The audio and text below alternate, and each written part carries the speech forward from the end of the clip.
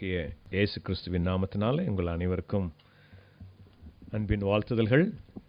கர்த்தருடைய கிருபையினாலே, கர்த்தருடைய சித்தத்தின்படியாக அவருடைய சமூகத்தில் நாம் கடந்து வர கர்த்தர் நமக்கு கிருபை பாராட்டினதுக்காக கர்த்தருக்கு நன்றி செலுத்துவோம்.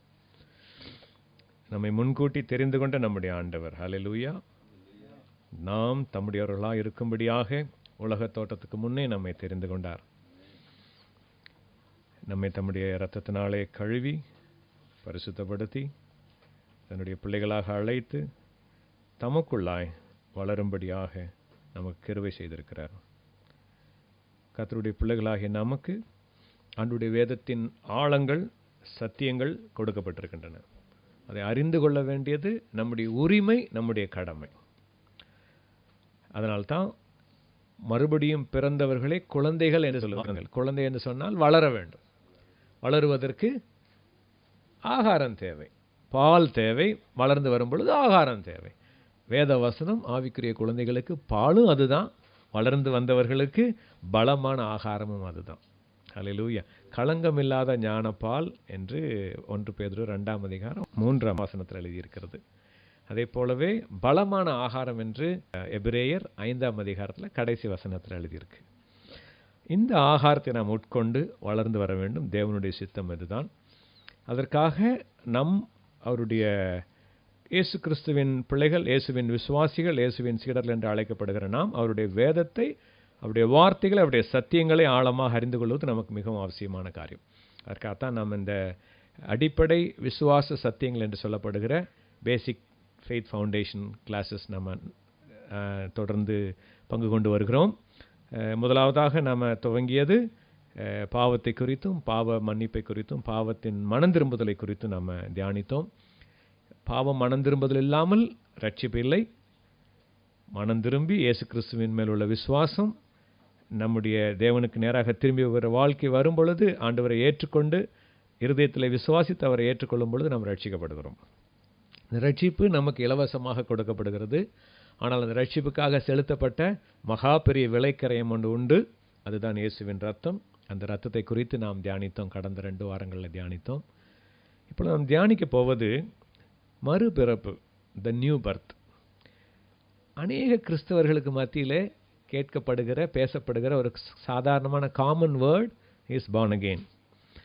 எடுத்தோடனே எல்லாரும் கேட்பாங்க, நீங்கள் born again-ஆ? நான் born again believer. இவாஞ்சலிக்கல் சைடாகட்டும், பெண்டிகாஸ்டல் சைடாகட்டும், ப்ராட்டஸ்டன்ட் சைடாகட்டும், யாராக இருந்தாலும், டினாமினேஷனலாக இருந்தாலும், நான் டினாமினேஷனலாக இருக்கிறவங்களுக்கு முதலாவதாக கேட்கப்படுகிற ஒரு காரியம், நீங்கள் born again-ஆ? born again-னா என்ன அப்படின்னு கேட்டால் அவர்களோட கருத்துகள் பார்த்திங்கன்னா சில பேர்த்துக்கு தான் தெரியும், சில பேருக்கு தெரியும். இப்போ நம்மளே வந்துட்டு நம்ம 5-6 பேரும் சொல்ல போகிறோம். born again-னா என்ன உங்கள் கருத்து? அதான் நான் சொல்லிட்டேன், பாவத்துக்கு மரித்து நீர். நீங்க சொல்லுங்க. ஜலத்தினாலும் ஆவினாலும் பிறப்பது.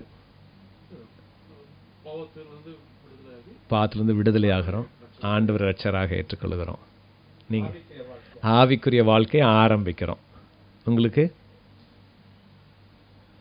மறுபிறப்புன்றது பாவ மன்னிப்புக்காக ரத்தத்தினால கழுவப்பட்டோம். தினந்தோறும் அவருடைய வார்த்தையினால புதுப்பிக்கப்படுறோம். அப்புறம் ஆவியினால கழுவப்படுறோம். இது 3 சேர்ந்து தான் மறுபிறப்பு. ஓகே. இந்த மாதிரி நிறைய கருத்துகள் இருக்கு. எல்லா கருத்துகளுமே சரியான கருத்துகள்.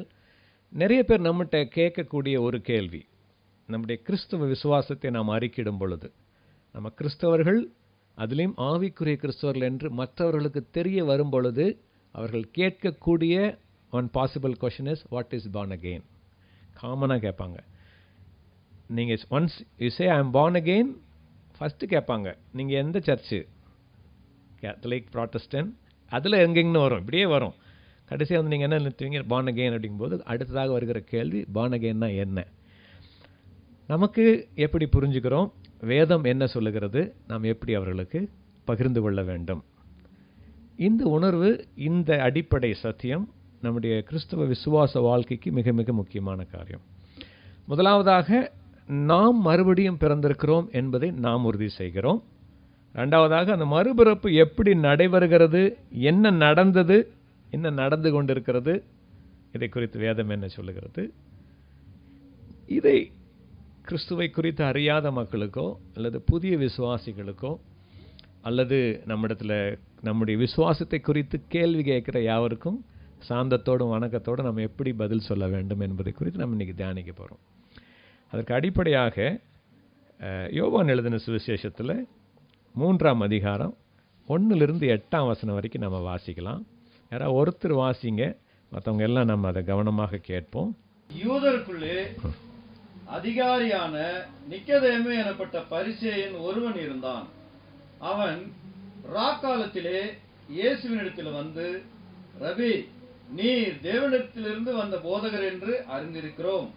ஏனெனில் ஒருவனும் தன்னுடனே தேவன் இராவிட்டால் நீர் செய்கிற இப்படிப்பட்ட அற்புதங்களை செய்ய மாட்டான் என்றான்.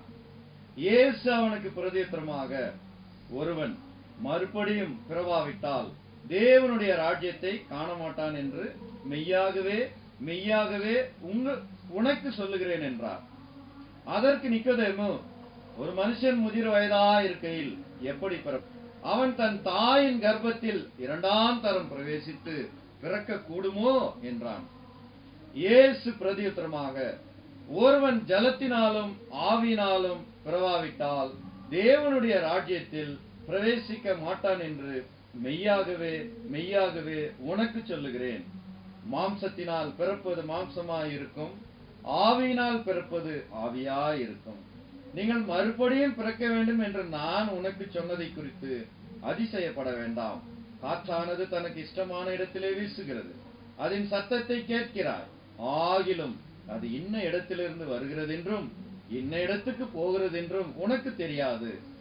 ஆவியினால் பிறந்தவன் எவனோ அவனும் அப்படியே இருக்கிறான் என்றார். ஆமென். இந்த இடத்துல முதல் முறையாக ஆண்டவர் இயேசு கிறிஸ்து இந்த அனுபவத்தை குறித்து ஒரு மனிதனோட பேசுகிறதை நம்ம பார்க்குறோம். நிக்கதேமு என்னப்பட்ட ஒரு பைபிள் டீச்சர், ரபி, அந்த காலத்தில் இருந்த ஒரு வேத பாரகன், ஒரு வேதத்துக்குள்ள அதிகாரியான இருந்த ஒரு மனுஷனை குறித்து நம்ம வாசிக்கிறோம். அவர்களுக்கு பயந்ததுனாலேயோ இல்லை டைம் கிடைக்காதனால ராக்காலத்தில் ஆண்டவர் இயேசுவிடத்தில் வருகிறான். இயேசுவிடத்தில் வந்து ரபி என்று அழைத்து 2 காரியங்களை அவரிடத்துல அறிக்கை எடுக்கிறான். நீர் தேவனிடத்தில் வந்த போதகர் என்று நாங்கள் அறிந்திருக்கிறோம்.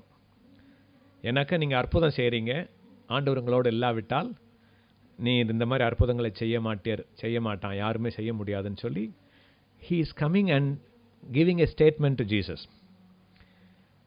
இயேசு அதை ரெக்கக்னைஸ் பண்ண மாதிரியே தெரியல. அடுத்த ஸ்டேட்மெண்ட் அவர் கொடுக்குறாரு. நான் தேவனிடத்தில் வந்து போதகர் தான் அப்படின்னு சொல்லலை. அதை குறித்து எதுவும் சொல்லாமல், நீ ஒருவன் மறுபடியும் பிறவாவிட்டால் தேவனுடைய ராஜ்யத்தை காண மாட்டான் என்று மெய்யாகவே மெய்யாகவே உனக்கு சொல்கிறேன். ஆண்டவருடைய வார்த்தை நான் வாசிக்கும் பொழுது இந்த மெய்யாகவே உனக்கு சொல்கிறேன் அப்படிங்கும்போது ஒரு ஸ்ட்ரெஸ் கொடுத்து சொல்லுவார். சில இடங்களில் 2 வாட்டி ஸ்ட்ரெஸ் கொடுப்பார். மெய்யாகவே மெய்யாகவே, verily verily I say and you.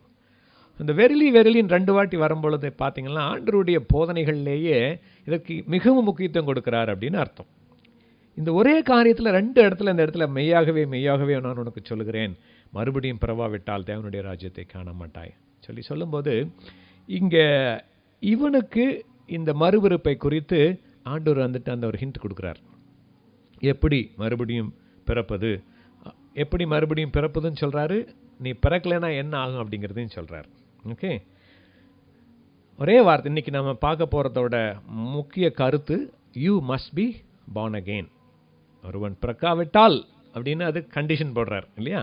நீ ஒருவன் மறுபடியும் பிறக்காவிட்டால் that is you must be born again.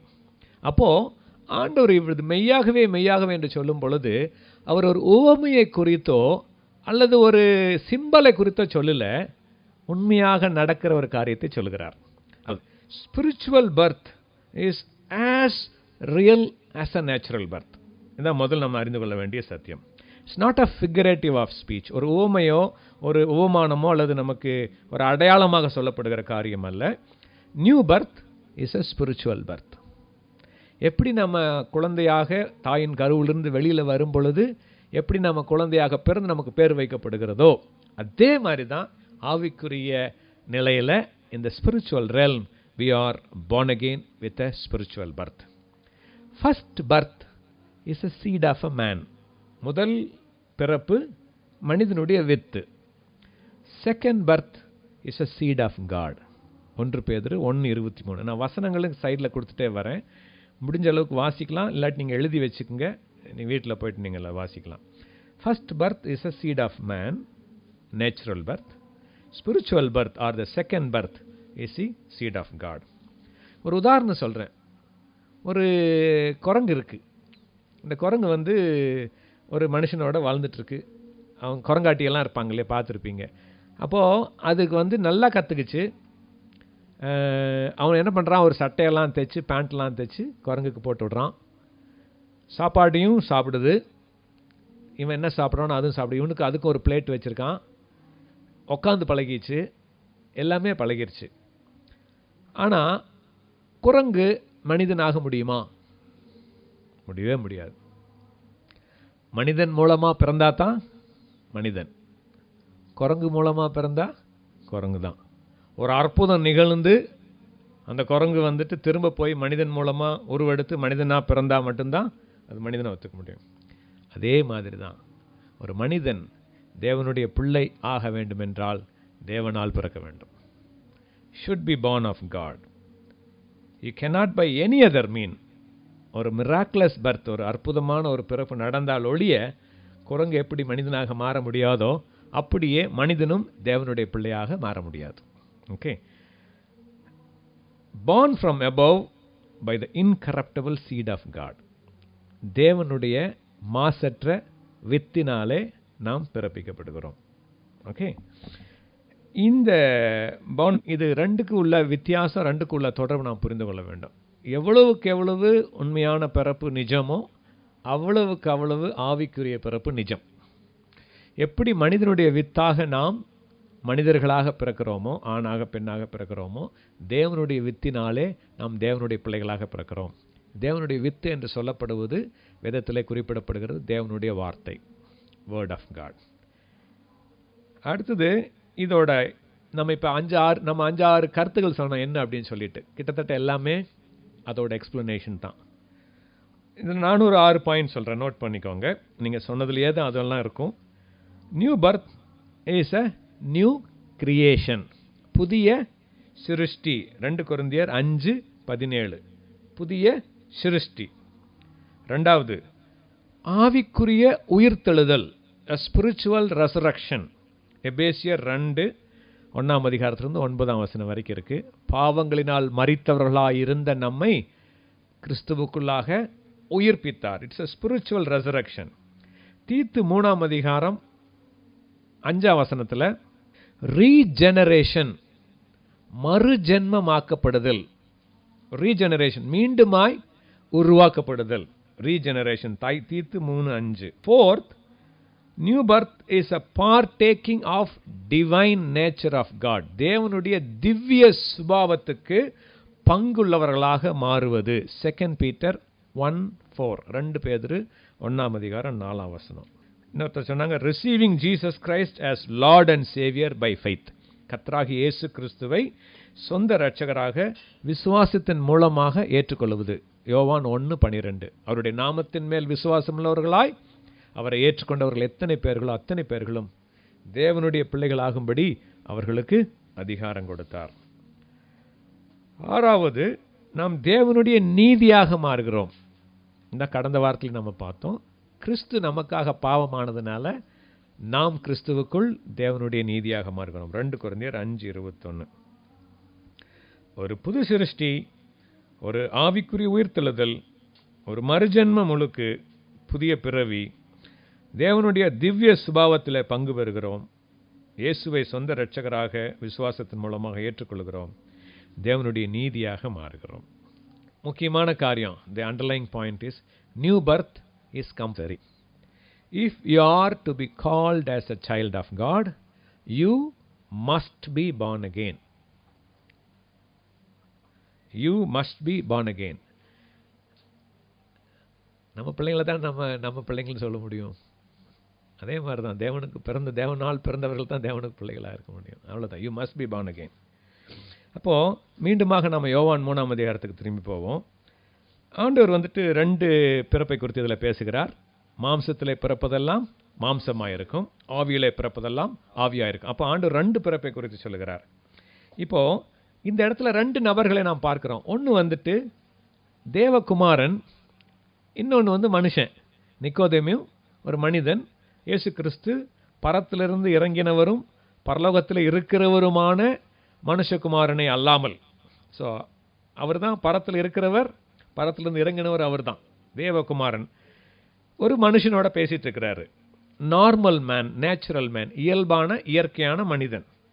Religious man, ஒரு பயங்கர பக்தியான மனிதன், நல்ல பக்தி, யூதருக்குள்ள அதிகாரி, பரிசேயன், ஒரு எல்லா வேத நுணுக்கங்களையும் கற்றறிந்தவன், பழைய ஏற்பாட்டில் தோரா முதற்கொண்டு எல்லாத்துலேயும் ஞான பண்டிதன், ஒரு வேத பண்டிதன். ஆண்டவர் வந்துட்டு அது சட்டை கூட பண்ணல. That means religion is not enough. மதம் முக்கியம் அல்ல. அவன் சொல்கிறான், இயேசுவை தேவனிடத்தில் இருந்து வந்த போதகராக அறிக்கையிடுகிறான். எப்படி சொல்கிறான்? You are a teacher from God. அப்போது மதம் முக்கியம் அல்ல. ஆண்டவர் எதை வலியுறுத்துகிறார் என்றால், அவனுக்கு தேவையானது ஒரு போதகர் அல்ல, அவனுக்கு தேவை யாரு? ஒரு இரட்சகர். He doesn't need a teacher, he needs a savior.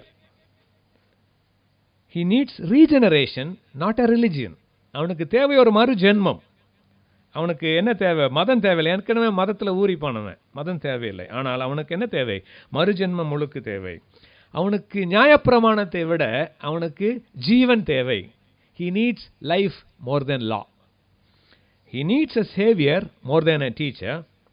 He needs regeneration than a religion. He needs life than a law. இதை ஆண்டவர் பட்டவர்த்தனமாக தெளிவாக சொல்றார். Point blank, on the face. அதெல்லாம் ஒரு பக்கம் இருக்கட்டும். நான் தேவனிடத்தில் இந்த போதகரோ இல்லை வந்துட்டு அற்புதங்களை செய்கிறவரோ முக்கியம் இல்லை. நீ மறுபடியும் பிறக்க வேண்டும். You must be born again. கேட்குறான், எப்படி ஒரு மனிதன் முதிர் வயதாக இருக்கும் பொழுது திரும்ப பிறக்க முடியும்? நார்மல் கேள்வி, எல்லாத்துக்கும் எழும்புற கேள்வி. நம்மக்கிட்ட எல்லாம் இதுதான் கேட்பாங்க. நீங்கள் பற்றி மறுபடியும் பிறப்பதை பற்றி யார் இடத்துல பேசினாலும் அறியாதவர்கள் முதல் கேட்குற கேள்வி, ஆர் யூ டாக்கிங் சென்ஸ்? இப்படி தான் கேட்பாங்க. எப்படி இன்னொரு முறை போய் பிறக்க முடியும்? அப்போ ஜீசஸ் சொல்கிறாரு, இந்த 2 பிறப்புக்கும் வித்தியாசத்தை ஆண்டவர் சொல்லிக் கொடுக்குறாரு. ஓகே, 6ஆம் வசனத்தில் தெளிவாக சொல்கிறாரு, one that is born of flesh is flesh, one that is born of spirit is spirit. மாம்சத்தினாலே பிறப்பது மாம்சமாக இருக்கும், ஆவியினாலே பிறப்பது ஆவியாக இருக்கும். யோவான் 3ஆம் அதிகாரம் 6ஆம் வசனத்தில். இந்த முதலாவதாக மாம்சத்தினாலே பிறப்பதை குறித்து நம்ம பார்க்கலாம். மாம்சத்தில் பிறப்பது ஃப்ளஷ் பர்த்னா என்ன? சங்கீதம் 51 5ஆம் வசனத்தில் எழுதியிருக்கு, பழைய பாவ சுபாவத்தினாலே வந்தது. என் தாய் என்னை பாவத்திலே கர்ப்பம் தரித்தாள், நான் துர்க்குணத்திலே உருவானேன். It's old sinful nature. What is a flesh birth அப்படின்னு சொல்கிறேன்.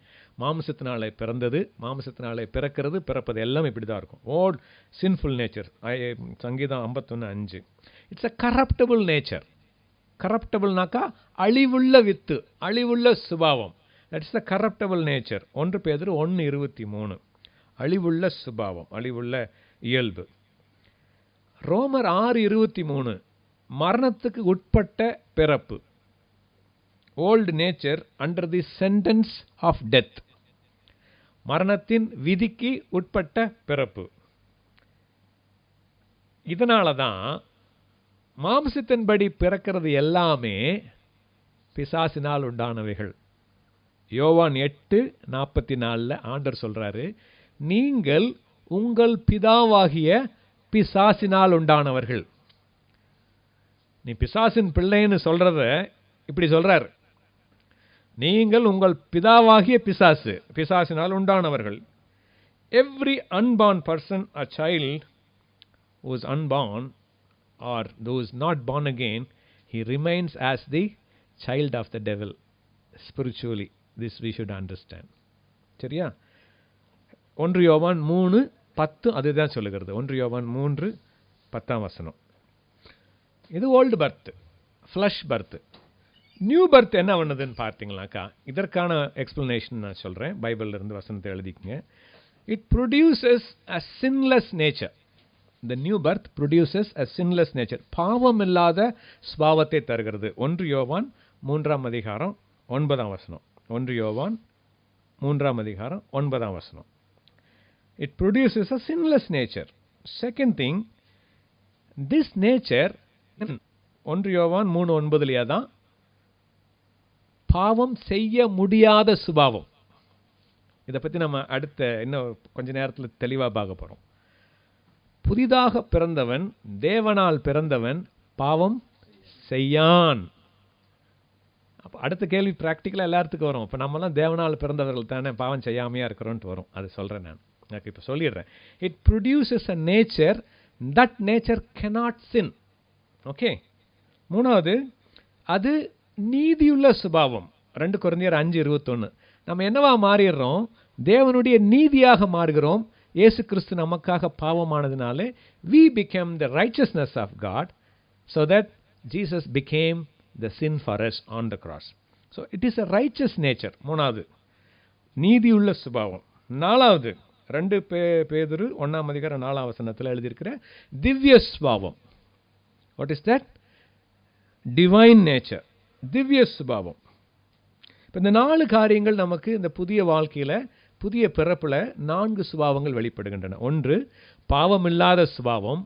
பாவம் செய்ய முடியாத சுபாவம், யூ cannot sin. நீதியுள்ள சுபாவம், திவ்ய சுபாவம். இயற்கையாக இருக்கிற மனிதர்களிடம் இருப்பது ஒரு சுபாவம், அதாவது பாவ சுபாவம், பழைய சுபாவம், மாம்ச சுபாவம். ஆனால் மறுபடியும் பிறந்த நம்மிடத்தில் இருப்பது 2 சுபாவம். பழைய சுபாவமும் மாம்ச சுபாவமும் இருக்கிறது, ஆவிக்குரிய புதிய சுபாவமும் இருக்கிறது. இங்கே தான் நமக்கு ஆகிற எல்லா கன்ஃபியூஷன்ஸுமே. You and me are possessing 2 natures. Old nature, because we are born in flesh. இந்த சரீரத்தில் இருக்கிற வரைக்கும் மாம்ச சுபாவம் மாறாது, போகாது. சரீரம் போனால் தான் மாம்ச சுபாவம் போகும். ஆனால் புதிய சுபாவம் நம்முடைய மறுபிறப்பினால் ஏற்பட்ட புதிய சுபாவம், நியூ நேச்சர், பிகாஸ் ஆஃப் அவர் நியூ பர்த். பழைய பிறப்பினாலே நாம் மாம்சத்தின்படி பிள்ளைகளாகவும், புதிய பிறப்பினாலே நாம் சுபாவத்தின்படி தேவனுடைய பிள்ளைகளாகவும் இருக்கிறோம். At the same time we are having 2 right, 2 nature and 2 birth. Still we are in this flesh, having the sinful flesh world nature, because we are born are having the nature of God. இந்த சுபாவத்தில் எந்த சுபாவத்துக்கு நீங்கள் தீனி போட்டு வளர்க்கிறீர்களோ அந்த சுபாவம் வளரும், அடுத்த சுபாவம் வீழ்ச்சி அடையும். பாவ சுபாவத்தை கீழே வச்சிருக்கிற வரைக்கும் அந்த பாவ மாம்ச சுபாவம் நமக்கு அடிமை. ஆவிக்குரிய சுபாவம் கீழே போய் மாம்ச சுபாவம் மேலே வந்துச்சுனாக்கா மாம்சத்துக்கு நாம் அடிமை. இது எப்போ வேணாலும் நடக்கலாம். இட் டசன்ட் நீட் ஒரே நாளில் நடந்துடும். பரிசுத்தமாக வாழ்ந்துட்டு இருக்கிறவங்க ஒரே நிமிஷத்தில் விழுந்து போகிறதுக்கு இதுதான் காரணம். மாம்ச சுபாவம் நம்ம கூடவே இருந்துகிட்டே இருக்கும். ஒரு சில வருடங்களுக்கு முன்பாக ஒரு ஊழியக்காரர் துபாயில் வந்திருந்தார். ஒரு உதாரணம் சொன்னார். அப்போ என்ன பண்ணார்னா, ஒரு மேனிக்யூன் கொண்டு வந்திருந்தார். ஒரு பாடி மாதிரி இருக்கிற ஒரு காற்றடிச்ச ஒரு பலூனை கொண்டு வந்து அதை முதுகில் கட்டிகிட்டே நடந்துகிட்டே இருந்தார். அந்த பிரசங்கம் முடிகிற வரைக்கும் நடந்துட்டு இருந்தார். அவர் சொன்னார், இது என்னுடைய பழைய சுபாவம், நான் சாகிற வரைக்கும் இருக்கத்தான் செய்யும். நான் புதிய மனிதன். இந்த மனிதன் நான் ஸ்ட்ரென்த்தாக இருக்கிற வரைக்கும் இது எனக்கு லைட்டாயிரும். அந்த காற்றை பிடுங்கி விட்டார். வெயிட்டே கிடையாது. இதுக்கு பதிலாக இந்த பாவ சுபாவத்துக்கு நான் ஃபீட் பண்ணேன்னா, I can feed with air. ஏரில் ஃபீட் பண்ணால் கொஞ்சம் வெயிட் வரும். I can feed with water, இன்னும் ஜாஸ்தி ஆகும். 6 அடி உள்ள மனுஷன், 6 அடி உள்ள பொம்மை. காற்று அடித்தா ஒரு வெயிட்டு, தண்ணி ஊற்றுனா இன்னொரு வெயிட்டு, கல் போட்டால் இன்னொரு வெயிட்டு, பாதரசத்தை ஊற்றுனா அவ்வளோதான். நார்மல் மனுஷன் நடக்கவே முடியாது. பாதரசம் 1 கிலோ பாதரசத்தையும் நம்ம கையில் தூக்க முடியாது, இவ்வளோவே தூக்க முடியாது. High density. How much ever you give preference to your flush, that much it will have rule over your life. அதனால தான் நம்ம போராட்டம் பாவம் செய்யக்கூடாது என்று என் இருதயத்திலே வாஞ்சி இருக்கிறது. பவுல் சொல்கிறாரு. ஆனால் பாவம் செய்ய வேண்டும் என்கிற எண்ணம் இல்லை, ஆனால் என்னுடைய மாம்சத்தில் நான் என்ன பண்ணுறேன், பாவத்தை செய்கிறேன் அப்படிங்கிறார். ரோமர் 7ஆம் அதிகாரத்தில் இந்த காரியத்தை குறித்து பவுல் கிளியராக எழுதிட்டு இருக்கிறார். இப்போது இந்த பாவ சுபாவத்திற்கு புதிய சுபாவத்துக்கும் உள்ள வித்தியாசத்தை பார்த்தோம். இந்த புதிய சுபாவம் நமக்குள்ள எண்ணத்தை கொண்டு வருகிறதுன்னு பார்த்தோம்னாக்கா 1 யோவான் 3ஆம் அதிகாரம் 9ஆம் வசனம். இந்த வசனத்தை தான் நான் இப்போ உங்களுக்கு தெளிவாக கொஞ்சம் எக்ஸ்பிளைன் பண்ணி சொல்ல போகிறேன். ஆவியானவர் தொடர்ந்து உங்களோடு கூட பேசுவாராக. ஏன்னா மனிதனால் நம்ம எவ்வளோ தூரம் எக்ஸ்பிளைன் பண்ணாலும் ஆவியானவர் உங்களுக்கு சொல்லிக் கொடுக்கும் பொழுது அழகாக சொல்லிக் கொடுப்பார். அவர் தான் தி is the greatest teacher. I am just a vessel. எனக்கு ஆண்டவர் சொல்லிக் கொடுத்து நான் உங்களுக்கு பாஸ் பண்ணுறேன், அவ்வளோதான்.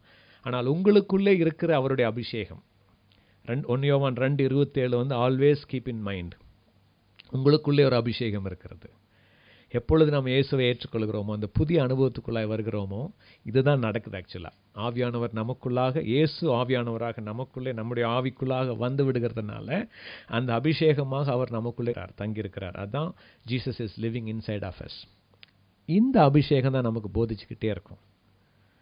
ஆண்டவர் நமக்கு பேசிகிட்டே இருப்பார். அவருடைய வேதத்தை நம்ம வாசிக்க வாசிக்க தேவன் நமக்கு கற்றுக் கொடுத்து கொண்டே இருப்பார். அப்போது இன்னொரு மெசேஜ் கேட்கக்கூடாதான்னு கேட்பீங்க. அவங்களுக்கு யார் கற்றுக் கொடுத்தா? ஆவியானவர் தான் கற்றுக் கொடுக்குறாரு. ஒவ்வொருத்தரும் ஒவ்வொரு லெவலில் இருப்பாங்க ஸ்பிரிச்சுவல் க்ரோத்தில். அண்ணன் வந்து தம்பிக்கு சொல்லிக் கொடுக்குறாரு, அவ்வளோதான். அப்பாட்ட தான் கற்றுக்கிட்டது. அது பெரியவங்களுக்கு சொல்லிக் கொடுத்தாரு, பெரிய அக்காவுக்கு சொல்லிக் கொடுத்தாங்க. வளர்ந்த பிறகு அவங்களுக்கு கீழே பிறக்கிற சின்ன குழந்தைகளுக்கு அவங்க சொல்லிக் கொடுக்குறாங்க. It is coming from the generations where comes from the father. So we have the father's nature, we have God's nature. So God's nature in us, God's spirit in us keeps on teaching. நம்ம எப்பொழுதெல்லாம் வாஞ்சியோடு இருதயத்தை திறந்து காத்திருந்து கற்றுக்கொள்ள ஆவலாக இருக்கிறோமோ அப்பெல்லாம் கற்றுக் கொடுத்துட்டே இருப்பார். எதன் மூலமாக கற்றுக் கொடுப்பார்? முதலாவதாக தன்னுடைய வசனத்தின் மூலமாக கற்றுக் கொடுப்பார். அதனால தான் இதுக்கு ஃபுட்டுன்னு பேர், ஆகாரம் அப்படின்னு சொல்லி சொல்கிறோம். ஓகே, இப்போது இந்த வசனத்தில் வந்துட்டு இந்த வசனம்தான் நிறைய கிறிஸ்தவர்களால் தவறாக புரிந்து கொள்ளப்படுகிற வசனம். தேவனால் பிறந்தவன் பாவம் செய்யான். ஓகே, இந்த வசனத்தை வந்துட்டு வேதத்தின் அடிப்படையில் நம்ம பார்ப்போம். Don't take it in a personal experience. Don't take this verse, especially this verse, from a personal experience. Okay, ஏன் நான் சொல்கிறேன்? The above verse speaks about the new nature which is of God and is holy.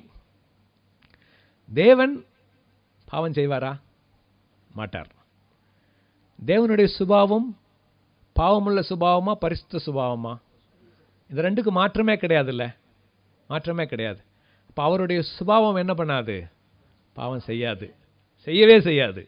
அவருடைய சுபாவம், நமக்குள்ளே இருக்கிற தேவனுடைய சுபாவம் பாவம் செய்யவே செய்யாது. எது பாவம் செய்து? நம்ம வளர்த்தி வச்சிருக்கிற நம்முடைய மாம்ச சுபாவம்.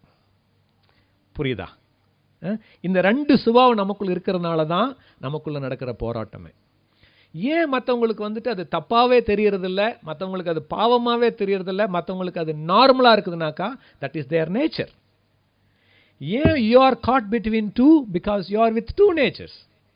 Flesh is also there, godly nature also there. இங்கே தான் கன்ஃபியூஷன் ஆகும். இங்கே தான் நமக்கு வந்துட்டு போராட்டம் ஆரம்பிக்கிறது. இதுதான் மாம்சத்துக்கும் ஆவிக்கும் இடையில் நடைபெறுகிற போராட்டம் வந்து இந்த போராட்டம் தான். ஓகே, இப்போது ஓல்டு நேச்சர், காட்ஸ் நேச்சர் எப்படி சின்லெஸ் நேச்சர், ஹோலி நேச்சர், அது மாதிரியோ நம்முடைய மனுஷ சுபாவம், பழைய சுபாவம் என்னன்னாக்கா ஃபாலன் நேச்சர், விழுந்து போன சுபாவம். And it is not born of God. தேவனால் பிறந்தது கிடையாது.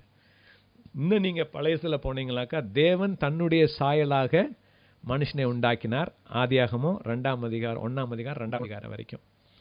4ஆம் அதிகாரம் 5ஆம் அதிகாரத்தில் அந்த எண்டுக்கு வந்துட்டீங்கன்னாக்க ஆதாம் தன் சாயலாக ஒரு புத்திரனை பெற்று அவனுக்கு சேர்த்து என்று பெயரிட்டான் இருக்கும்.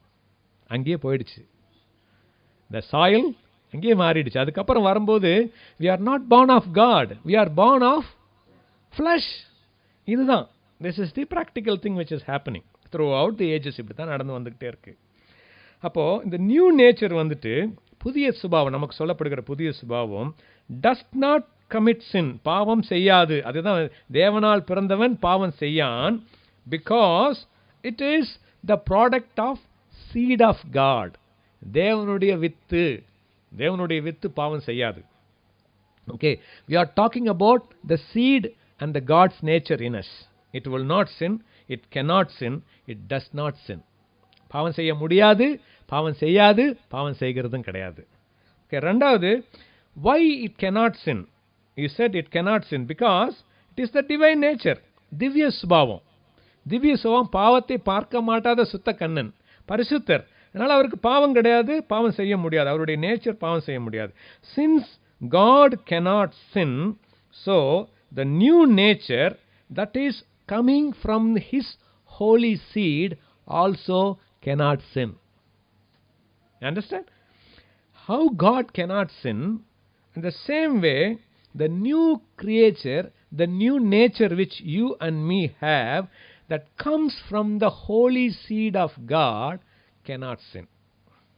மூணாவது, old nature பைபிள் சொல்லுது, it sins any time if you let it to go. அதை பாவம் செய்ய நாம் அனுமதிக்கும் போதெல்லாம் அது பாவம் செஞ்சிடும். ரோமர் 6:12 எழுதியிருக்கு. பாவத்தின் அவயவங்கள் அதான். ஏன்னா பாவத்துக்கு அடிமைகளாக கொடுக்கப்பட்டது.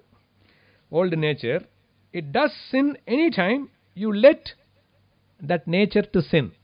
It is in your hand, it's in your control, it's in your provision. Okay, as a child of God, you keep under the old nature, but not by not yielding to the desire of the flesh.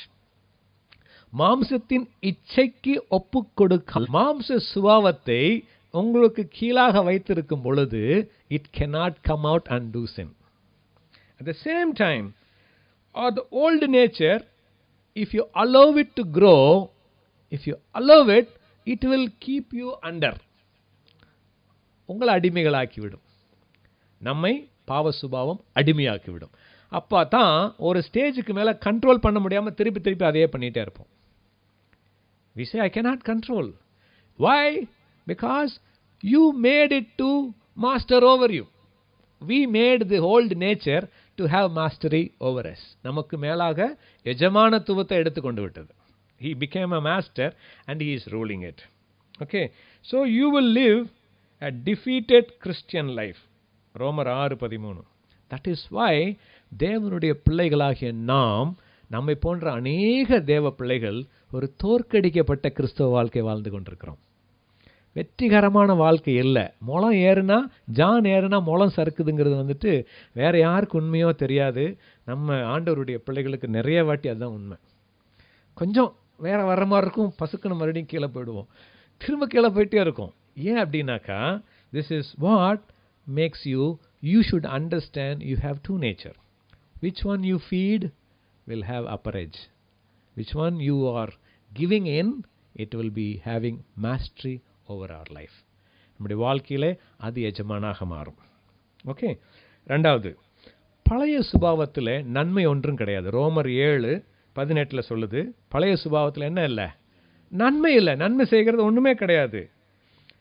The power to live a righteous life cannot be found in the old nature, but only found in the new nature. நீதியுள்ள வாழ்க்கை வாழுவதற்கான அதிகாரமும் வல்லமையும் புதிய சுபாவத்தில் தான் இருக்குதே தவிர பழைய சுபாவத்தில் கிடையாது. அதனால தான் கலாத்தியர் 2:20 நான் கிறிஸ்துவுடனே கூட சிலுவையில் அறையப்பட்டேன், ஆயினும் பிழைத்திருக்கிறேன். நான் இப்பொழுது பிழைத்திருப்பது மாம்சத்திலே பிழைத்திருப்பதோ என் ஆண்டவராக இயேசுவை பற்றும் விசுவாசத்தினாலே பிழைத்திருக்கிறேன். எனக்காக என்னிடத்தில் அன்பு கூர்ந்து எனக்காக தம்மைத்தாமே ஒப்பு கொடுத்த. அப்போ டிபெண்டன்ஸ் எங்கே போயிடுது? இயேசு கிறிஸ்துவின் மேலே நம்முடைய டிபெண்டன்சி வந்துடுது. It is no more I but he.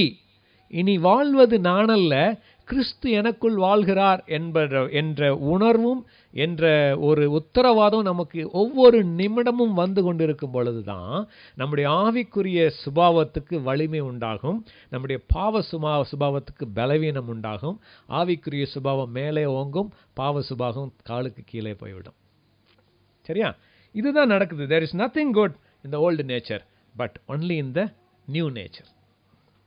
If you have been born again, you have two natures. நான் சொன்ன மாதிரி old and new, and you are walking according one of the two.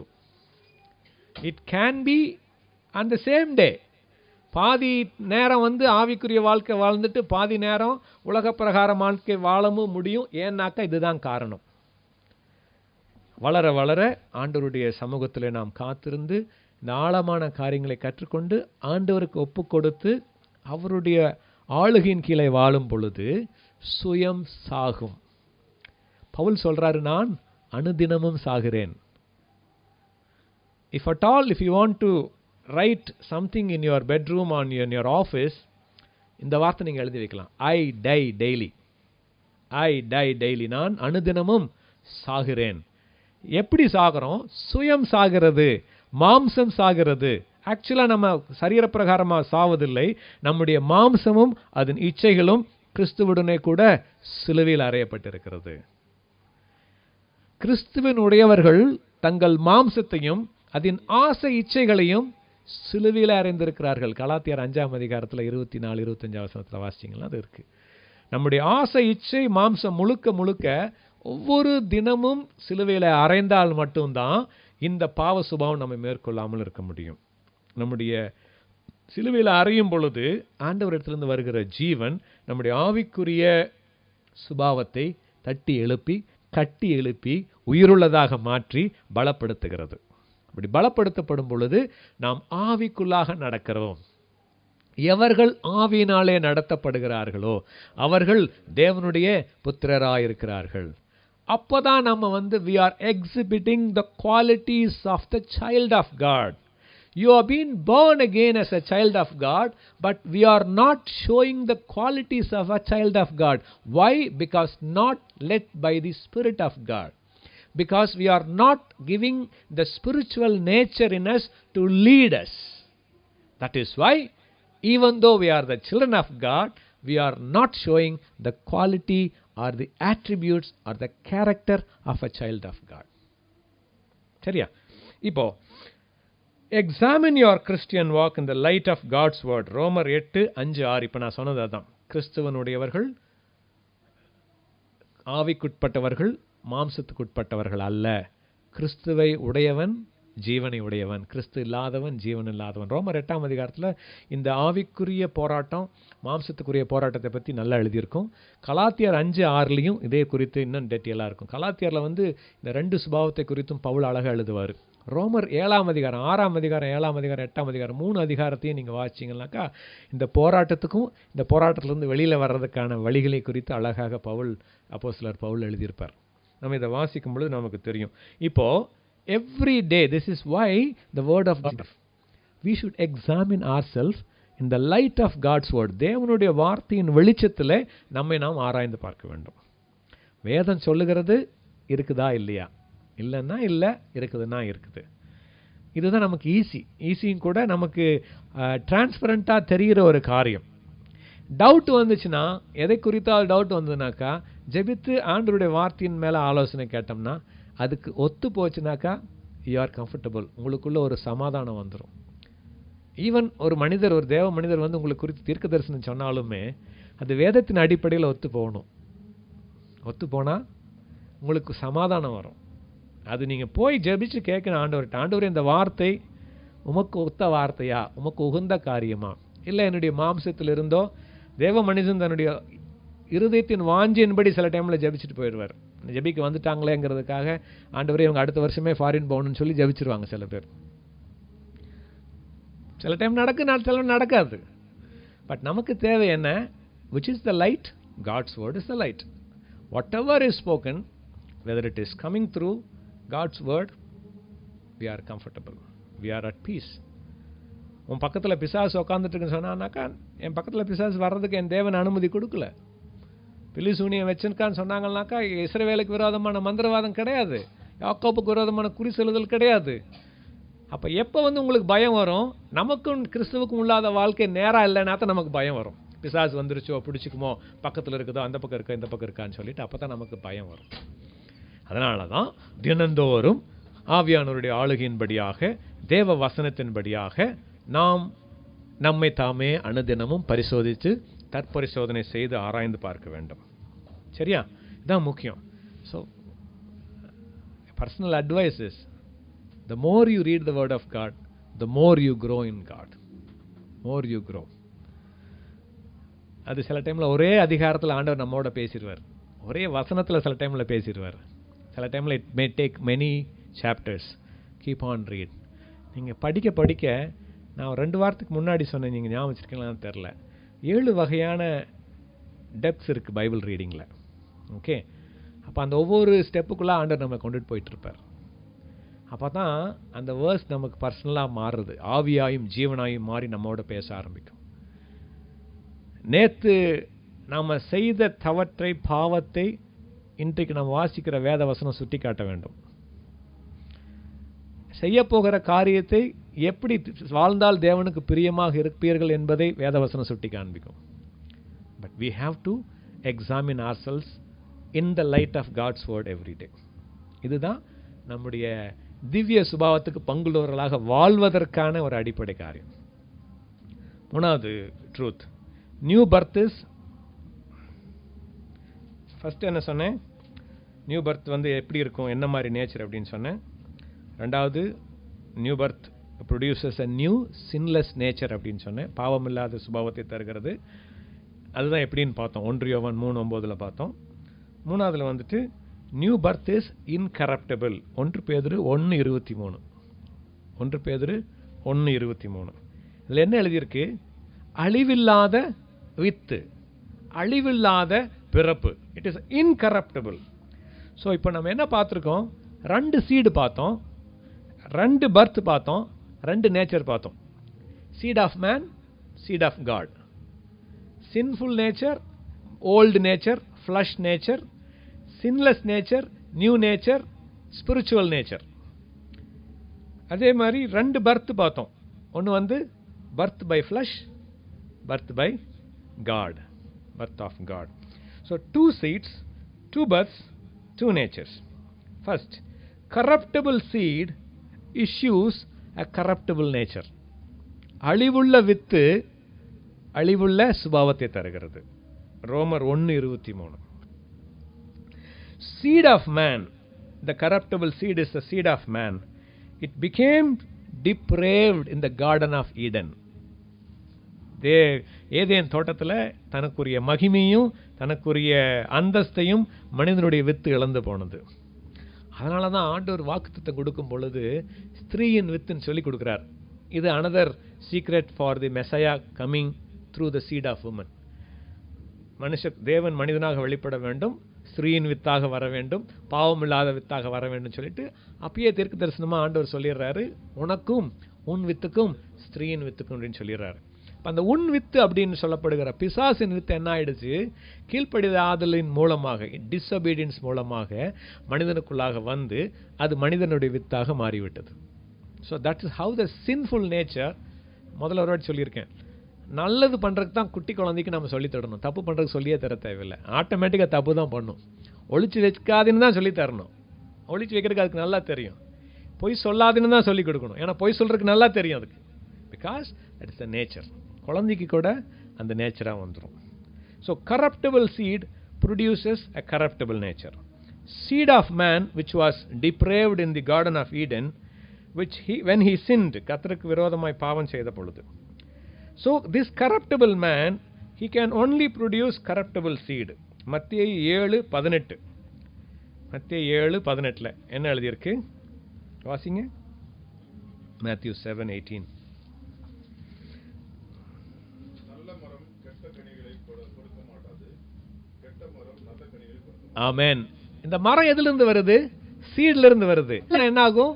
நல்ல மரம் வளரும். கெட்ட சீடாக இருந்தால் என்ன ஆகும்? கெட்ட மரம் வளரும். நல்ல மரம் வளர்ந்தால் என்ன வரும்? நல்ல கனிகள் வரும். கெட்ட மரம் வளர்ந்தால் என்ன ஆகும்? கெட்ட கனிகள் வரும். அதனால் நல்ல மரம் கெட்ட கனிகளை கொடுக்க மாட்டாது.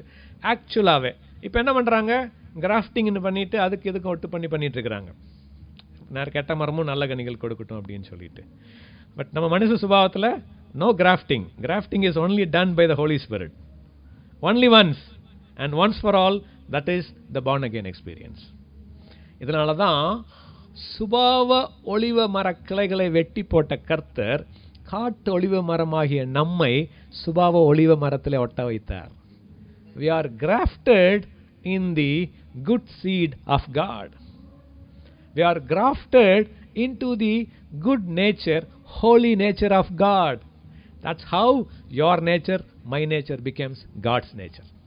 ஓகே, இந்த கிராஃப்டிங் தான் நடக்குது ஆக்சுவலாக. அதனால தான் நேச்சராக போடப்பட்ட நல்ல மரம் நல்ல கனி கொடுக்கும், நேச்சராக போடப்பட்ட கெட்ட மரம் கெட்ட வித்து கெட்ட கனிகள் தான் கொடுக்கும். ஆல் ஹேவ் சின்ட், ரோமர் 3:23 எல்லாரும் பாவம் செய்து தேவ மகிமையற்றவர்களானோம் அப்படின்னு சொல்லி போட்டிருக்கு.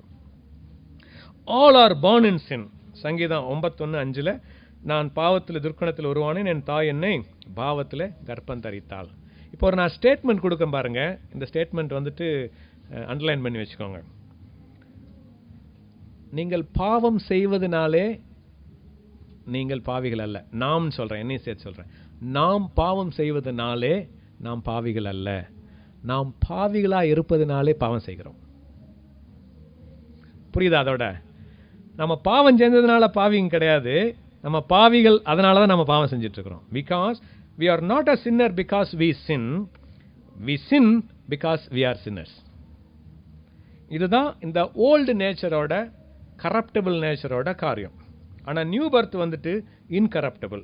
ஸோ ஃபர்ஸ்ட் சொன்னேன், corruptible seat give birth to from a seed of a man gives birth to a natural birth which is sinful birth which is with a sinful nature. Whereas incorruptible seed, it comes from an incorruptible God, a holy God, which produces incorruptible nature. The incorruptible nature தான் நாம் என்ன சொல்றோம்? Divine நேச்சர்னு சொல்றோம். இந்த திவ்ய சுபாவம் சொல்லப்படுகிற 2 பேதுரு 1:4 எழுதியிருக்கிற திவ்ய சுபாவத்துக்கு பங்குள்ளவர்களாகிறோம். We are becoming the partakers of the divine nature of God. How? Because this incorruptible seed comes from a holy God, incorruptible God. It produces incorruptible nature. This nature is called the divine nature. You cannot corrupt it.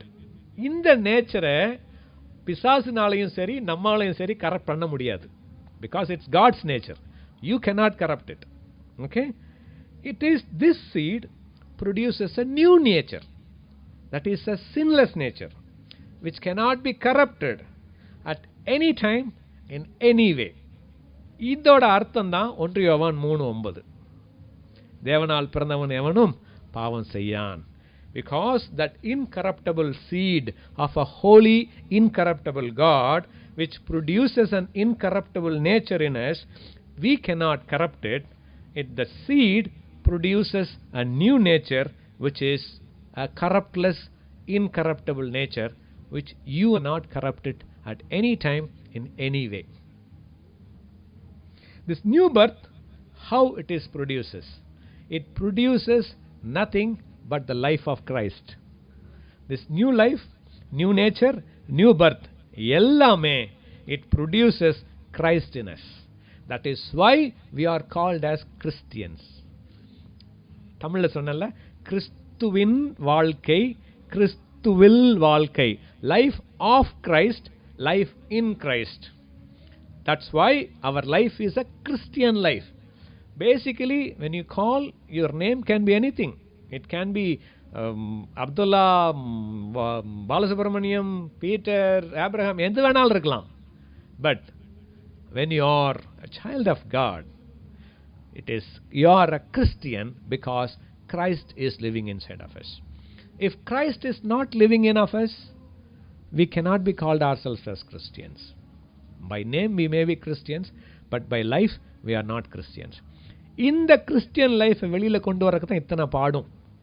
Because you have, though you are a Christian, still you are in the flesh nature, still you find fight between flesh and spirit. We, being Christ living inside of us, our nature is become a incorruptible, sinless, non-sinning, holy nature. And the nature வந்துட்டு நமக்குள்ள கொண்டு வர்றது ஆண்டவர், ஆனால் கொண்டு வர வைக்க ஒப்பு கொடுக்க வேண்டியது நம்ம. So it's a joint operation between God and man. நமக்கு ஆண்டவருக்குள்ள, அவர் நமக்குள்ளே செயல்படுவதற்கு நம்மை ஒப்பு கொடுக்க வேண்டும், நம்முடைய பாத்திரங்களை ஒப்பு கொடுக்க வேண்டும், அவர் நடத்துவதற்கு, அவரால் நடத்தப்படுவதற்கு. அதுக்கு தான் சொன்னேன் நான், லைட் வந்துட்டு கண்ணாடி வந்து தேவனுடைய வார்த்தை, அதுலேருந்து கற்றுக்கணும். அப்போது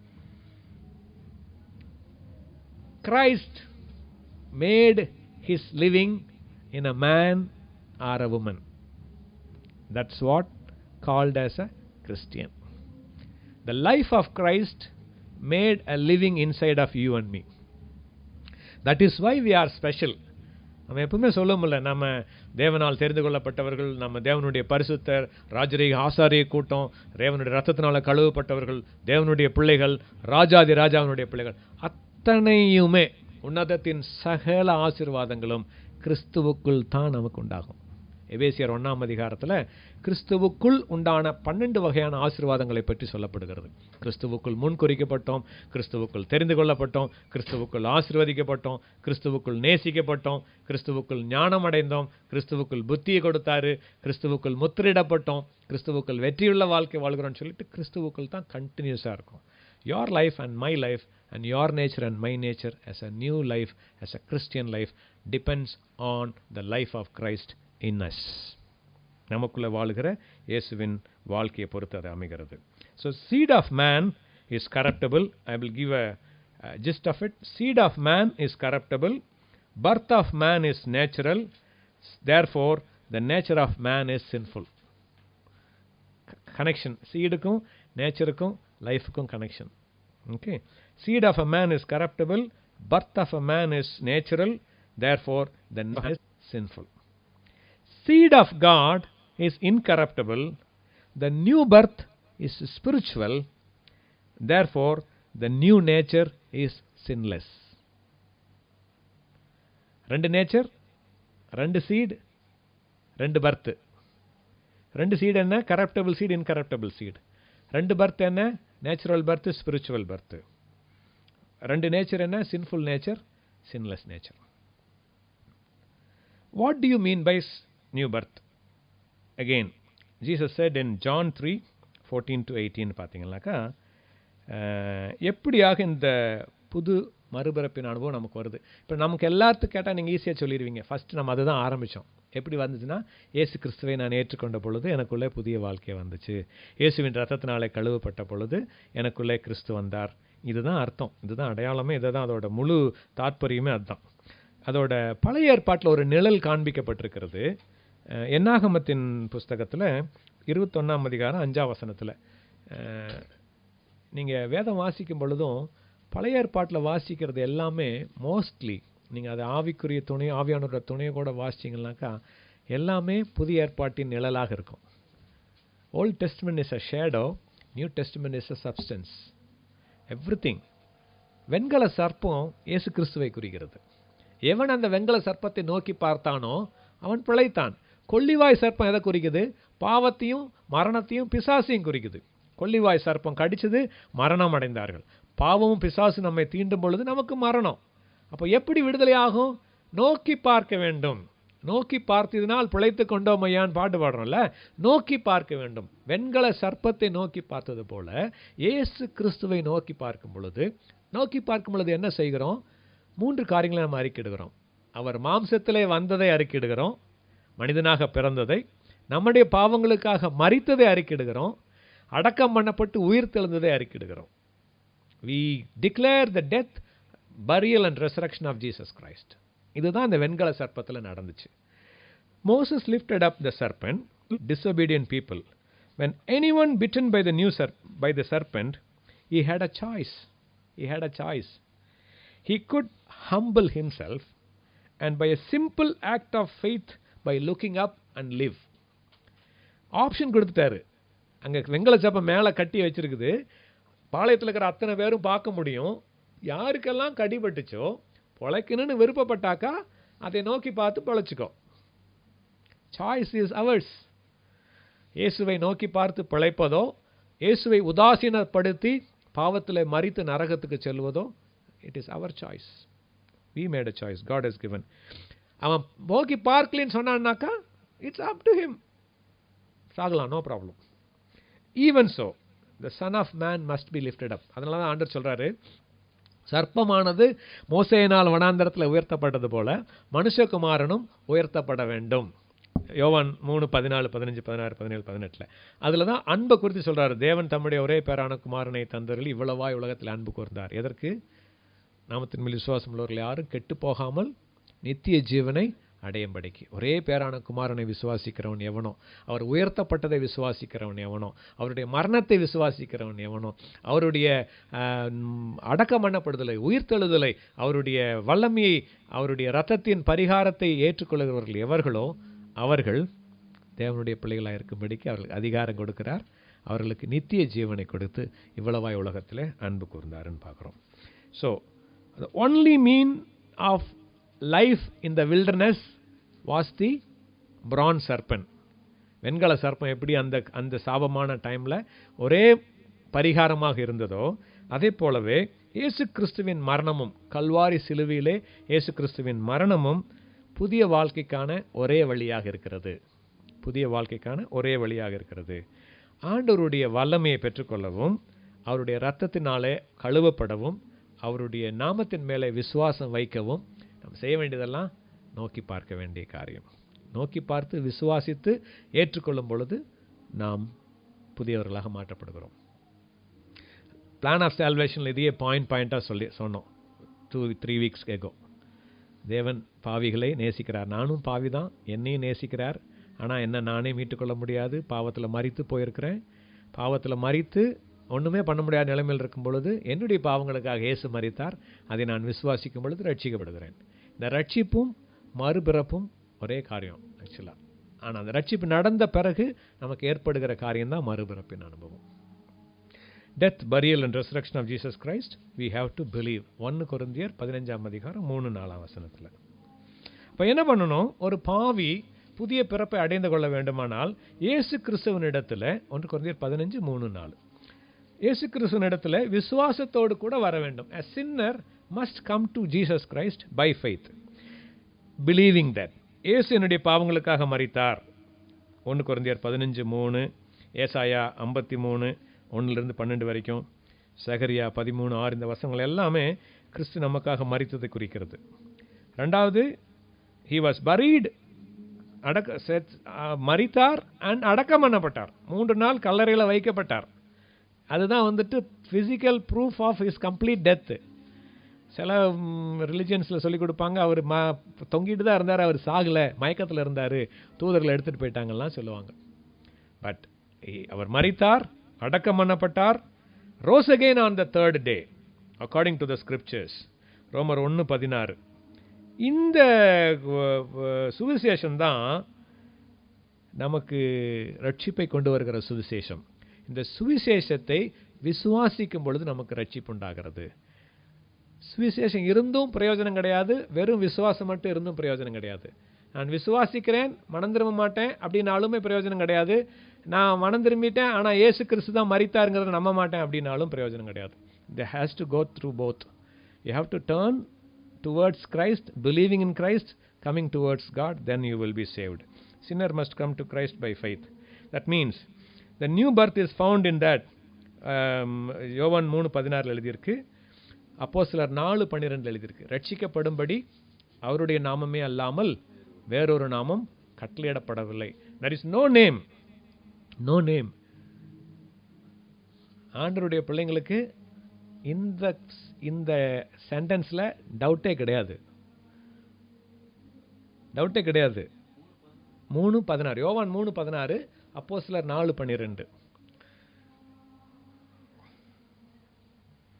That is the only mean for the new. இப்போ ஆண்டவர் வந்துட்டு சந்தோஷமா இறங்கி வந்தார். யோவான் 12:27 சொல்றாரு, இதோ நான் என்னை ஒப்பு கொடுக்கறதுக்காக நான் உலகத்தில் வந்தேன் அப்படின்னு சொல்லி. யோவான் 17:1-5 தேவன் தீர்மானித்த சித்தத்தை நிறைவேற்றும்படியாக வந்தேன்னு சொல்றாரு. எபிரேயர் 10:4-9 சொல்றாரு, உம்முடைய சித்தத்தின்படி செய்ய இதோ வருகிறேன், எனக்கு ஒரு சரீரத்தை ஆயத்தப்படுத்துன்னு சொல்லி. Jesus Christ game gladly to save you and me. இதுதான், அதனால தான் தேவனுடைய அன்பு வெளிப்படுது. நாம் தேவனிடத்தில் அன்பு கூர்ந்ததுனாலே அல்ல, தேவன் நம்மிடத்தில் அன்பு கூர்ந்து தன்னுடைய குமாரனை கிருபாதார பலியாக அனுப்பியதினாலே அந்த அன்பு வெளிப்பட்டது. 1 யோவான் 4:10 எஸ், நாம் தேவனிடத்தில் அன்பு கூர்ந்ததினால் அல்ல, அவர் நம்மிடத்தில் அன்பு கூர்ந்து நம்முடைய பாவங்களை நிவர்த்தி செய்கிற கிருபாதார பலியாக நம்முடைய குமாரனை அனுப்பினதினாலே அன்பு உண்டாயிருக்கிறது. ஓகே, இப்போ எப்படி பார்த்துங்களா? தேவன் அன்பு கூர்ந்தார், தன்னுடைய குமாரனை அனுப்பினார். குமாரன் நம்மில் அன்பு கூர்ந்தார், சந்தோஷமாக நம்முடைய பாவங்களை ஏற்றுக்கொள்வதற்காக மனிதனாக வந்து பாடுபட்டு மரித்து அடக்கம் பண்ணப்பட்டு உயிர்த்தெழுந்தார். பரிசுத்த ஆவியானவர் இந்த காரியத்தை நமக்குள்ளே வளர்த்துவதற்காக உலகத்திலே வந்து பெந்தெகோஸ்தே நாளில் வந்தவர் இதை நமக்கு ரியலாக மாற்றுவதற்காக வந்தார். This is very important actually. Without the Holy Spirit, you cannot accept Jesus Christ. இதான் பெரிய கேள்வி வரும் நமக்கு. எங்கள் சர்ச்சிலலாம் பரிசுத்தாவி பற்றி பேச மாட்டாங்க அப்படின்னு சொல்லுவாங்க. பரிசுத்தாவி இல்லைன்னா இயேசு கிறிஸ்து வந்துட்டு மரியாள்கிட்ட பிறக்கவே முடியாது. அதே மாதிரி உங்கள் இருதயத்துலையும் என்னுடைய இருதயத்துலையும் பரிசுத்தாவியானவர் மூலமாக தான் இயேசு கிறிஸ்து பிறப்பார். அப்போ தான் நம்ம புது பிறப்பு வரும். நமக்கு புது பிறப்பின் அனுபவம், ரட்சிக்கப்பட்ட அனுபவம் வந்துட்டு பரிசுத்தாவின் மூலமாக தான் வரும். அந்த நேரத்தில் தான் நமக்குள்ள அபிஷேகமும் கடந்து வருது. அதான் 1 யோவான் 2:27 அவராலே பெற்ற அபிஷேகம். உள்ளுக்குள்ள இருக்கிற அபிஷேகம் எல்லாத்துக்கும் இருக்கும். இந்த நியூ நேச்சர் வளர வளர இந்த அபிஷேகம் வளர ஆரம்பிக்கும். உள்ளே இருக்கிற அபிஷேகம் வளர வளர புதிய நேச்சர் மாற ஆரம்பிக்கும், பழைய நேச்சர் சாக ஆரம்பிக்கும். மேலே வர்ற அபிஷேகம் அது வேறு. நான் அடுத்த 4 கிளாஸ் கழிஞ்சு அபிஷேகங்களை குறித்து நான் பேசும்போது சொல்கிறேன். வேதத்தில் குறைஞ்சது 55 வகையான அபிஷேகங்களை குறித்து எழுதியிருக்கிறது. சாதாரணமாக பேசப்படுகிறது 3 வகையான அபிஷேகம். உள்ளே இருக்கிற அபிஷேகம் எல்லாத்துக்கும் இருக்குது. மேலே இருக்கிற அபிஷேகம் அவர் யாரை தன்னுடைய பணிக்காக தெரிந்து கொள்கிறாரோ அவர் மேலே வைக்கிறாரு. சாட்சி சொல்ல போனாலும் ஒரு அபிஷேகம் நமக்குள்ளே கடந்து வரும். வார்த்தையை போதிக்கும் பொழுதும் ஒரு அபிஷேகம் நமக்குள்ளாக வரும், நம்ம மேலே இறங்கி வரும். வேதத்தை நான் உங்களுக்கு போதித்து கொண்டு இருக்கிறேன், டீச் பண்ணிட்டு இருக்கிறேன்ல, that is an anointing upon me. Healing another அபிஷேகம் கடந்து வரும். இதெல்லாம் வந்துட்டு வெளிப்புறமாக காணப்படுகிறது. உள்ளான அபிஷேகம் ரொம்ப ரொம்ப ரொம்ப ரொம்ப முக்கியம். ரட்சிக்கப்படும் பொழுது நமக்குள்ளே பெற்ற அபிஷேகம், இந்த அபிஷேகம் தான் நம்மை மாற்றக்கூடும். இதுதான் கடைசி காலத்தில் ஆண்டவருக்கு முன்னாடி நிற்கும் பொழுது நீ வந்து எனக்கு பிரியமானதை செய்தாயின்னு சொல்லக்கூடிய அபிஷேகம். Not the on the anointing. On the anointing is a gift. யாருக்கு வேணாலும் கொடுப்பாரு, கிஃப்டாக கொடுப்பாரு. அந்த கிஃப்டை வந்துட்டு எப்படி வேணாலும் நிறைய பேர் தப்பாக யூஸ் பண்ணுறாங்க. அவங்க பேருக்கு புகழ்ந்து வர்றதுக்காக யூஸ் பண்ணிட்டு இருக்கிறாங்க. அந்த உள்ளான அபிஷேகம் கணக்கு கொடுக்கணும். நம்ம வெளியான அபிஷேகத்தை நம்ம என்ன பண்ணணும்னு சொல்லி கணக்கு கொடுக்கணும். ஸோ பரிசுத்த ஆவியானவருடைய வேலை நான் டீவியேட் பண்ண வேண்டாம். we will discuss when it comes. But now, why the Holy Spirit? He is here to change us continuously. 2 கொரிந்தியர் 3:18 அந்த ஆவியானவராலே தாம் நாம் மகிமையின் மேல் மகிமை அடைந்து மறுரூபப்படுகிறோம். Hallelujah. Holy Spirit came into this world on the day of Pentecost to convince men of their need of their new birth. யோவான் 16:7-11 வரைக்கும் வாசிச்சிங்கன்னாக்கா அவர் வந்து பாவத்தை குறித்து என்ன பண்ணுவார்? கண்டித்து உணர்த்துவார். பாவத்தை குறித்தும் நீதியை குறித்தும் நியாய தீர்ப்பை குறித்தும் பாவத்தை குறித்து கண்டித்து உணர்த்துவார். A personal faith in the death, burial and resurrection of Jesus Christ, blood shed on the cross as a sacrifice. இயேசு கிறிஸ்துவின் ரத்தம் பரிகாரமாக சிந்தப்பட்டது, அவருடைய உயிர்த்தெழுதல்.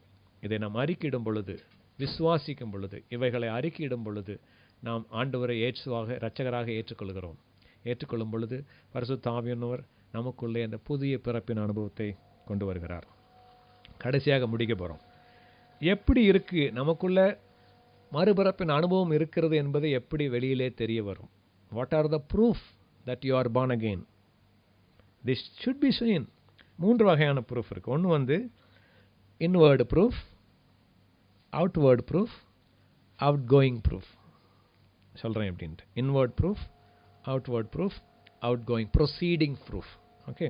The first every born again, 1 யோவான் 5:1 இதில் தான் இருக்கு. அதில் இயேசுவே கிறிஸ்து என்று விசுவாசிக்கிற எவனும் தேவனாலே பிறந்திருக்கிறான். ஓகே. ஸோ இதில் என்ன போட்டிருக்குன்னு பாருங்களேன். Every born again child of God has 3-fold proof of the new birth. That the proof that he or she is the child of God. 5:1 யோவான் 5:1. Inward proof என்ன போட்டிருக்கு பாருங்களேன். Whosoever believed that Jesus is Christ is born of God. இந்த விசுவாசம் வந்து நமக்குள்ள வந்துடும். மறுபிறப்பு அடைந்தவர்களுக்கு உள்ளுக்குள்ள ஒரு விசுவாசம். என்ன விசுவாசம்? இயேசுதான் கிறிஸ்து. Jesus is Christ and he is my savior. He loves me. He is died for me. He was buried for me by my sins. He is resurrected. He is seated on the right hand. All this faith upon Christ will be the inside proof of us. சந்தேகமே வராது. Jesus is Christ, Jesus is Christ, Jesus is Christ. இயேசுவே கிறிஸ்து என்று விசுவாசிக்கிற எவனும் தேவனாலே பிறந்திருக்கிறான். 1 யோவான் 5:1. My faith in Christ that he is God is a personal evidence that I am a child of God. 10-13 வசனம் வரைக்கும் இதே அதிகாரத்தில் 1 யோவான் 5:10-13 வரைக்கும் வாசிச்சிங்கனாலும் அதே தான் திருப்பி சொல்லுவாங்க. அதிலே தான் திருப்பி வரும்.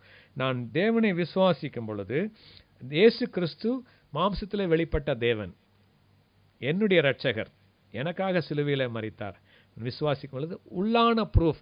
இது யாருமே நமக்கு சொல்லித்தர தேவையில்லை. உங்களுக்கே தெரியும், நமக்கே தெரியும் நான் மறுபடியும் பிறந்திருக்கிறேனா இல்லையா என்பதே உள்ளான ப்ரூஃப் தான். ரெண்டாவது பார்த்தீங்கன்னாக்கா அவுட் கோயிங் ப்ரூஃப் எப்படின்னாக்கா அதில் வந்துட்டு 1 யோவான் 4:7-11 வரைக்கும் வாசிச்சிங்கன்னாக்கா தேவனால் பிறந்தவன் எவனும் தன்னை பிறப்பித்தவரிடத்தில் அன்பு கூறுகிறான், அவராலே பிறப்பிக்கப்பட்டவர்களிடத்திலும் அன்பு கூறுகிறான். உன் தேவனாகிய கர்த்தரிடத்தில் முழு இருதயத்தோடும் முழு ஆத்மாவோடும் முழு பலத்தோடும் அன்பு கூறுவாயாக என்பதே பிரதான கற்பனை. இதற்கு ஒப்பாயிருக்கிற 2ஆம் கற்பனை என்னவென்றால் உன்னில் நீர் அன்பு கூறுவது போல பிறனிடத்திலும் அன்பு கூறுவாயாக என்பதே.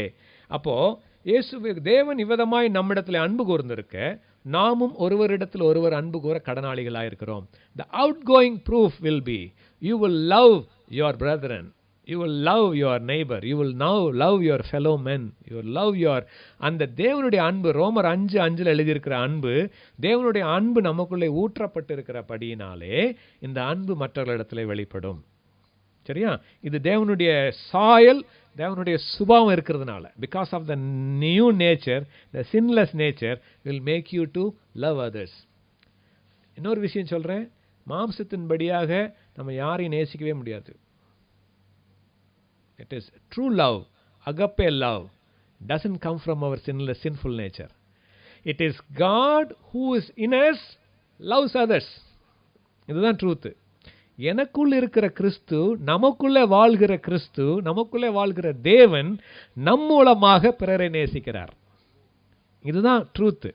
People will know that you are the child of God because you love. Because God is love. Because love is poured inside of us. Because love is poured inside of us, because the life of Christ is in us, we show the love as a channels. This is the truth. That's why we are able to love others as a child of God, as children of God, where others harbor bitterness and hatred and all sort of bad things against people. நமக்குள்ளேயும் அந்த பாவ சுபாவத்தை நம்ம வச்சுட்டு இருந்தோம்னா இந்த காரியங்கள் வரும், வெறுப்பு எரிச்சல் வரும். ஆனால் ஆண்டவருக்குள்ள ஒப்பு கொடுக்கும் பொழுது முதல்ல அவர் சொல்கிறதா தான் சொல்லுவார், உள்ளக்கிற கசப்பை எடுத்து போடு அப்படின்றார், அன்பு செலுத்து அப்படின்றார்.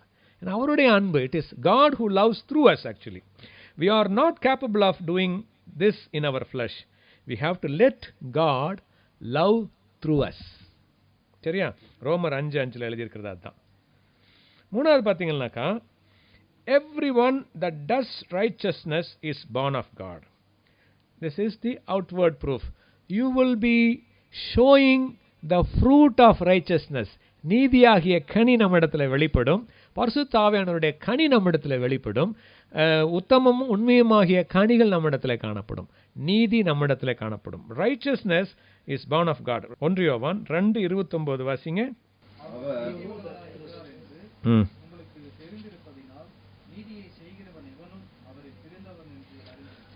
அப்போ அவர்கள் பிறந்தவன் எவனும் நீதியை செய்கிறான் என்று அறிந்திருக்கிறோம். நீதியை செய்கிறவன் எவனும் அவரில் பிறந்தவன். 3. ஒன்று வந்துட்டு inward proof that you believe.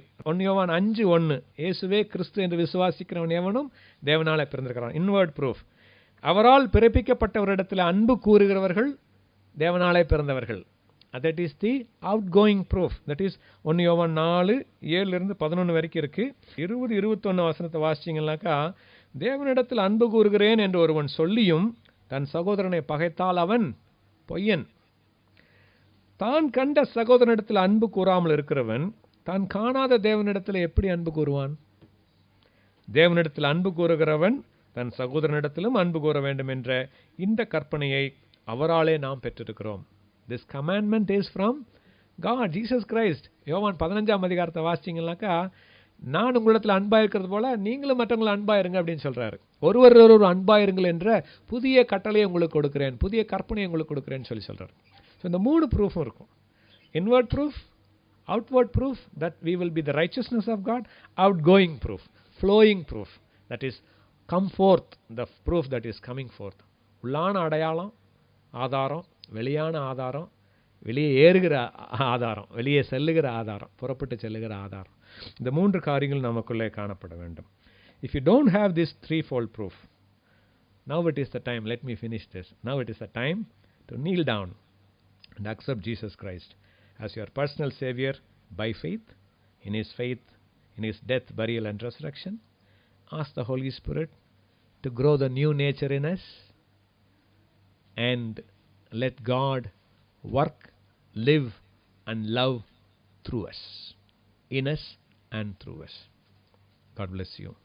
கர்த்தர் தாம் இந்த வசனங்களை ஆசீர்வதிப்பாராக. எங்களை நேசிக்கிற அன்புள்ள தகப்பனே, எங்களோடு கூட இருக்கிறவரே, எங்கள் மத்தியில் உலாவிக் கொண்டிருக்கிறவரே, உமக்கு நன்றி ஆண்டவரே. எங்களோடு பேசியதற்காக நன்றி, என்னோடு பேசியதற்காக நன்றி, எங்கள் ஒவ்வொருவரோடு நீர் பேசியதற்காக நன்றி ஆண்டவரே.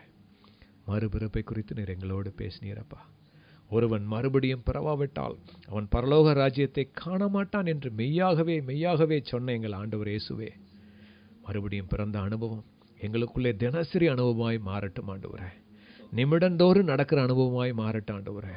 புதிய வாழ்வு, புதிய நேச்சர், புதிய சுபாவம், தேவனுடைய சாயலாக, தேவனுடைய வித்தால் பிறந்த இந்த புதிய அனுபவம் ஆண்டவரே எங்களுக்குள்ளே அனுதின அனுபவமாய் மாறட்டும் ஆண்டவரே. அப்போ உம்மை போல நாங்கள் மாறணும் இயேசு சுவாமி. உம்முடைய சாயல் எங்களுக்குள்ளே வளரணும் ஆண்டவரே. அப்பா, உம்முடைய சுபாவம் எங்களுக்குள்ளே வளரணும் ஆண்டவரே.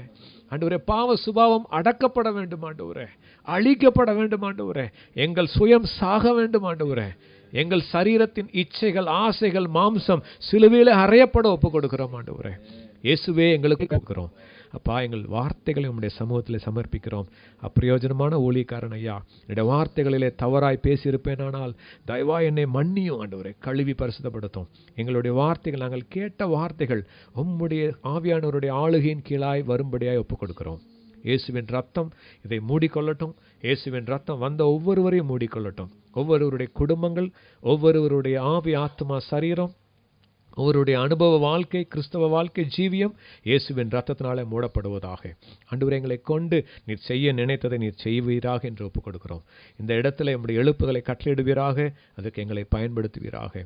இன்னும் அநேகர் நம்முடைய வசனத்தை கேட்கும்படியாய் என் தேவன் கொண்டு வருவீராக. அவர்கள் ஒவ்வொருவரும் எழுப்புவீராக. இந்த சபை வாழ்ந்து செழித்திருக்கட்டும், பெருகட்டும் ஆண்டவரே. ஒவ்வொருவரும் இயேசுவின் அப்போஸ்தலர்களாய், இயேசுவின் தீர்க்கதரிசிகளாய், இயேசுவின் சுவிசேஷர்களாய், சீடர்களாய் புறப்பட்டு சென்று உம்முடைய நாமத்தை மகிமைப்படுத்த எங்களை தாழ்த்தி ஒப்புக் கொடுக்கிறோம். கிருபை செய்யும். துதி கன மகிமை நீரை எடுத்துக்கொள்ளும். மீட்பர் இயேசுவின் நாமத்தில் ஜெபித்து ஒப்புக் கொடுக்கிறோம் நல்ல பிதாவே. என் ஆத்மாவே கர்த்தரை ஸ்தோத்திரி, என் முழுவதும் பரிசுத்த நாமத்தை ஸ்தோத்திரி. என் ஆத்மாவே கர்த்தரை ஸ்தோத்திரி, அவர் செய்த சகல உபகாரங்களையும் மறவாதே. ஆமென்.